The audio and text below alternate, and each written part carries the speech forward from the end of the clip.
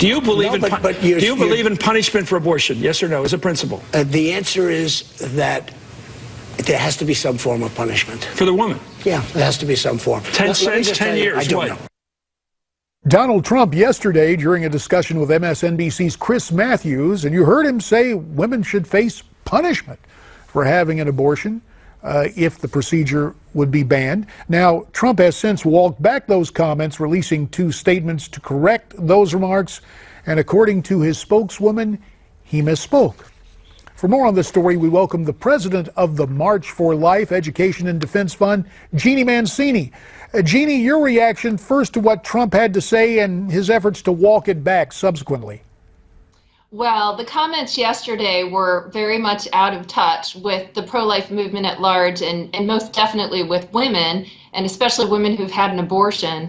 The truth of the matter is that any of us in the pro-life movement who are working to build a culture of life know that any woman who's gone through that, who's chosen that, needs an invitation to a path to healing. She doesn't need a threat of punishment over her. So that's how we would approach it.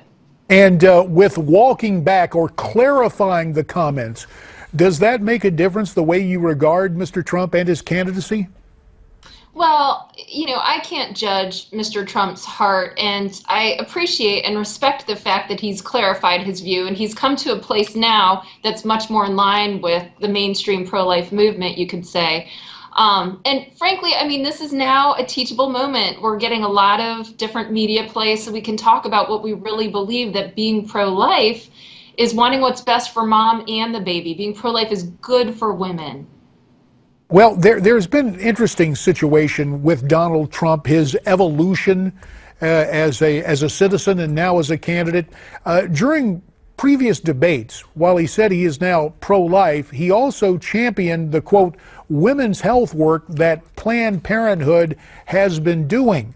Is that cause for concern, his support, albeit limited, for Planned Parenthood?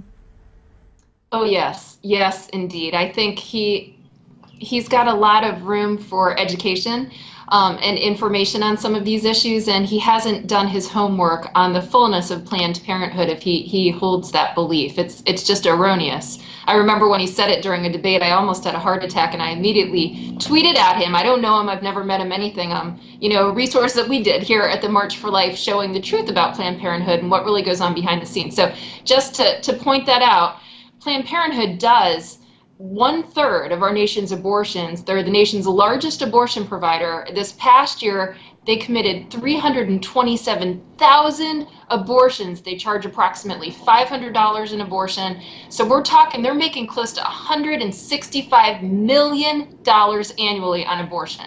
This is a mega business, a mega abortion business, and it's really unfortunate that Mr. Trump hasn't seen the light on that. Jeanne, you mentioned that you went to social media, to Twitter, to take issue with Donald's comments on that.